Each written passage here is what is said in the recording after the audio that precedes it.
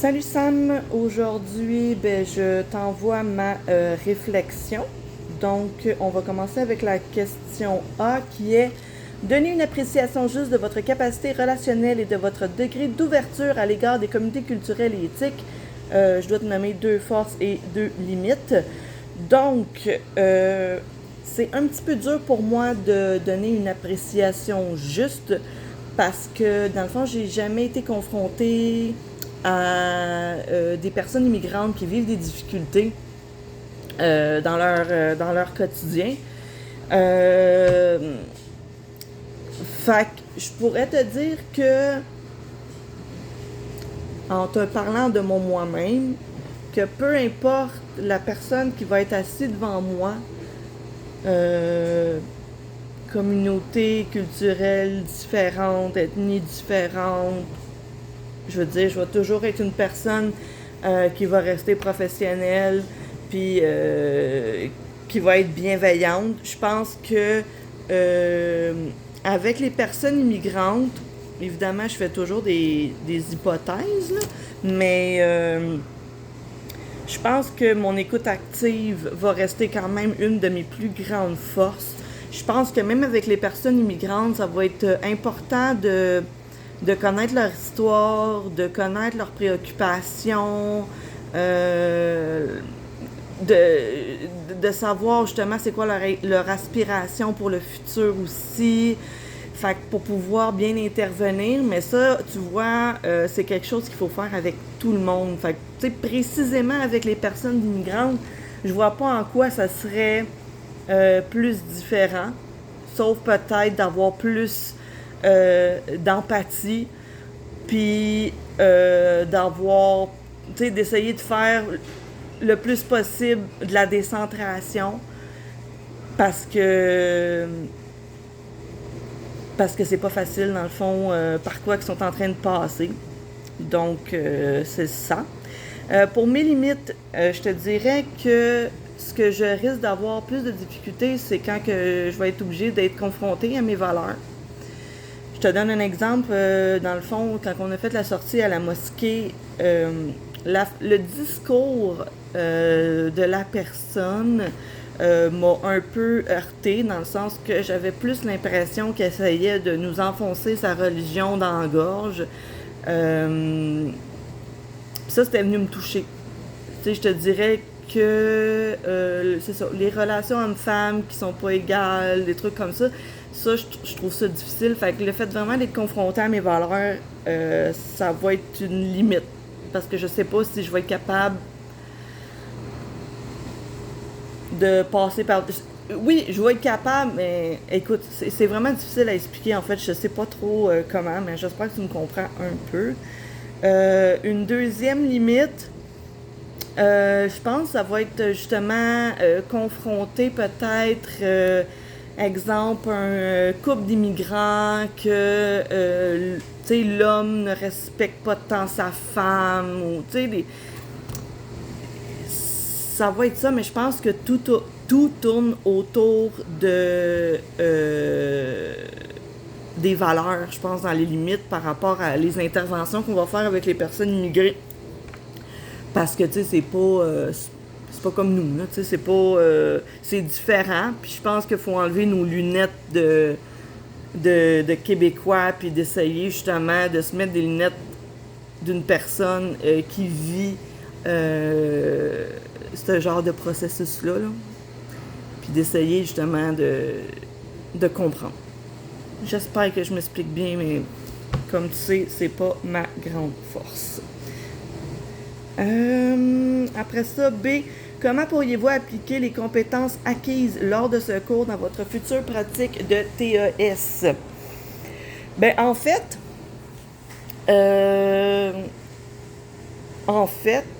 en lien avec le cours, je crois que le fait de connaître maintenant c'est quoi le processus d'immigration, de connaître justement dans quelle phase ils sont, s'ils sont en choc culturel ou non, je pense que ça va énormément apporter dans ma pratique si j'ai à intervenir auprès d'une personne immigrante.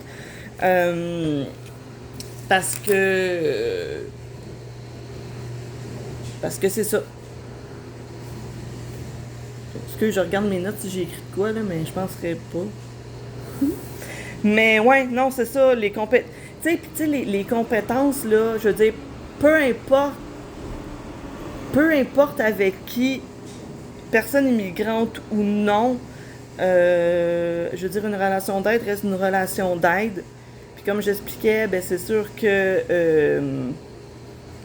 avec, tu sais, il faut vraiment faire preuve d'une plus grande empathie.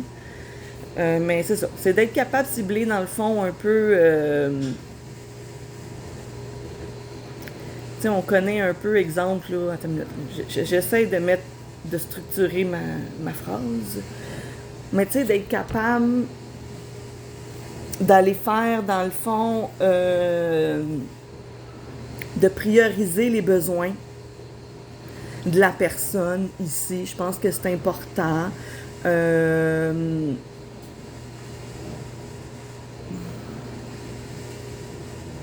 Mon Dieu, j'ai de la misère un matin. Comment qu'on peut appliquer les compétences acquises? Ben, c'est ça.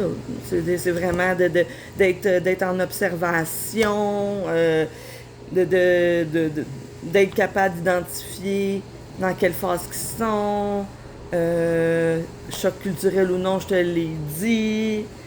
Ben écoute, j'oublie probablement plein d'affaires, là, mais c'est un peu ça que je veux dire.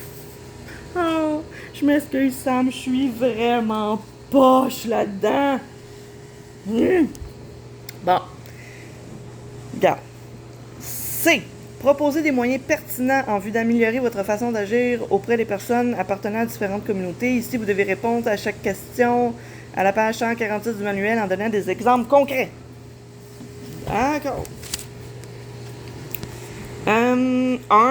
Est-ce que je côtoie des personnes immigrantes ou autochtones au quotidien? Ben sérieusement, zéro. Je ne fréquente, tu sais, j'essaie de penser, mais non, je fréquente pas personne qui est immigrante ou autochtone. C'est sûr qu'avec le AEC en 2 ans, disons que mes liens sociaux sont assez restreints, mettons. J'ai pas vu beaucoup de monde.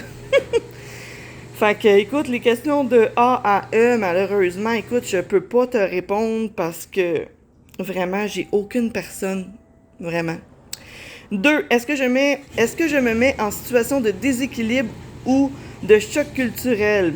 A. Est-ce que je comprends le sentiment d'être étranger dans une nouvelle culture? Ben, je pense que c'est comme dans n'importe quoi. Tant que tu le vis pas, tu peux pas comprendre. Tu peux arriver à comprendre, tu peux essayer de te mettre à la place des autres, mais tant que tu l'as pas vécu, je pense qu'on pourra pas comprendre à 100% c'est quoi passer à travers tout ce processus-là. Là.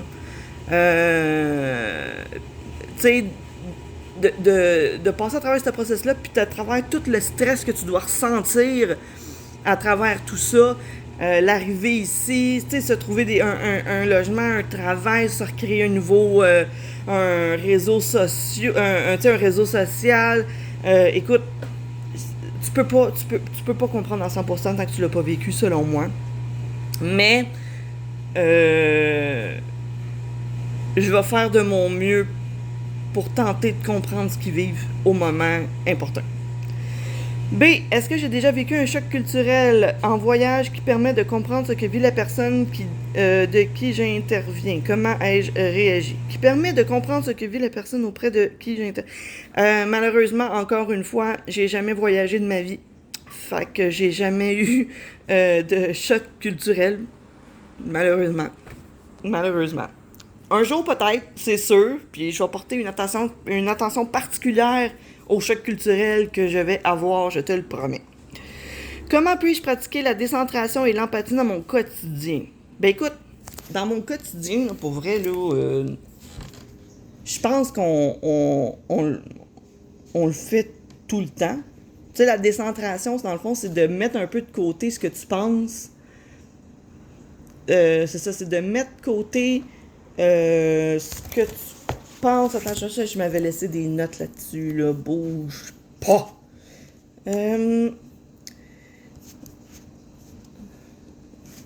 Ouais, c'est ça. Fait que c'est de prendre du recul. C'est ça, c'est prendre du recul euh, de ta propre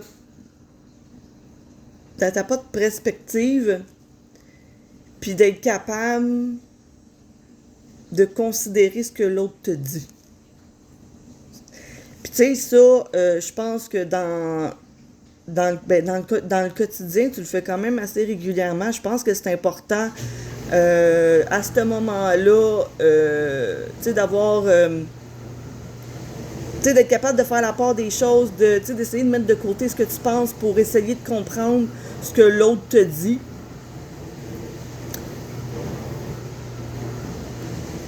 C'est ça. Ouais. Est-ce que je documente les relations? Euh, Est-ce que je me documente sur les relations interculturelles? En fait, pas vraiment. Comme je t'ai déjà dit, c'est quelque chose qui